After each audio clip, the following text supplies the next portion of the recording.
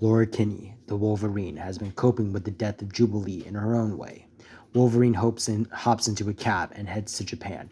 In the cab, Wolverine has a duffel bag that contains her suit, but in darkened colors. As Wolverine enters Japan, she walks for a while until she cuts into an alley where she comes to a door. She knocks, and a man opens the door as she enters. Wolverine goes to the counter and orders a nice cold beer as the men and women in the bar stare at her. Wolverine looks at them and shows off her claws as the costumed customers of the bar with no name. Wolverine begins drinking when suddenly a man walks up to her and stabs her with a sword. She drops her beer and unsheaths her claws before stabbing the man. Suddenly, more men come in wearing red robes as Wolverine and the customers of the bar with no name begin to fight them. During the fight, two people, a man and a woman, are fighting and begin to talk to Wolverine. As they fight, the woman and man introduce themselves as Oliver and Rebecca LeBeau, the children of Gambit and Rogue. Oliver and Rebecca help Wolverine take down the remaining assassins as the three begin to talk. Oliver and Rebecca explain that the assassins are members of the Hand, who are now only in Japan after the Ultron Revolution.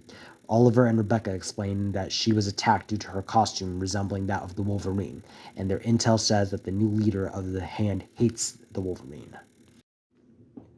Wolverine decides to help Oliver and Rebecca stop the Hand, and the three end up going to their base.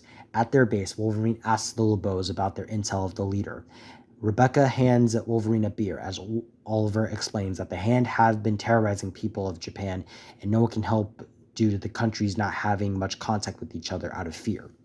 Oliver says that their intel says that the Hand's leader is located at the edge of Japan in an old Japanese village that was abandoned decades ago. Wolverine, Rebecca, and Oliver make a plan to use Wolverine as bait in order to draw the leader out of the Hand. 3 hours later, the three of them get to the village, where Rebecca and Oliver hide in the shadows, while Wolverine walks into the middle of the street. As Wolverine walks, multiple Hand assassins appear and attack her, stabbing multiple of them and causing the snow around her to turn red. Suddenly, a man whistles and all the assassins stop fighting Wolverine. Wolverine looks at the man, confused, wearing a Wolverine suit as well, and holding a Japanese sword as he walks up to her. The man introduces himself as Dakin, the blood son of Wolverine, and welcomes Laura into a building near them. Dakin gives Laura a cup of tea, which she doesn't drink, as Dakin reveals he was born shortly after the Ultron Revolution in Japan, and always resented his father for not being there, but wears the suit to honor him for being a warrior who died in combat. Dakin would explain that he took over the Hand when he came of age, and now wants Laura to join him due to them being the only children of the Wolverine. Laura denies and attacks Dakin in a brutal battle.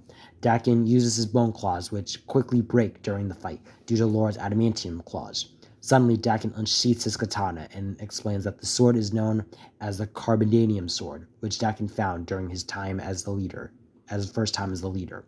Laura and Dakin continue fighting until Oliver and Rebecca show up. Oliver uses his flight and strength to strike on Dakin, while Rebecca uses her staff and kinetically charged playing cards to land her own blows. Dakin strikes Rebecca, but Rebecca uses this charge and charges Dakin's sword, blowing it up and causing Dakin's hand to explode in the process. Dakin kneels in defeat as Laura picks up a piece of the Carbonadium sword and cuts Dakin's head off, killing him and ending the reign of the Hand in Japan. Later, Laura tells Oliver and Rebecca that she would love if they joined the X-Men in America, and both Oliver and Rebecca accept. The three go to America and enter the X-Mansion as Oliver and Rebecca meet the other members. Rachel and Emma would ask Oliver and Rebecca what their code names are, and Oliver takes the name Rogue, while Rebecca takes the name Gambit. Laura notices that Beak and Gwenpool aren't at the meeting and goes through the mansion to look for them. She uses her sense of smell and finds both Beak and Gwenpool in the danger room. Seriously, Gwen, again, I'm not describing this degenerative behavior. And so Laura has returned to the X-Mansion with two new members and ready for what is to come.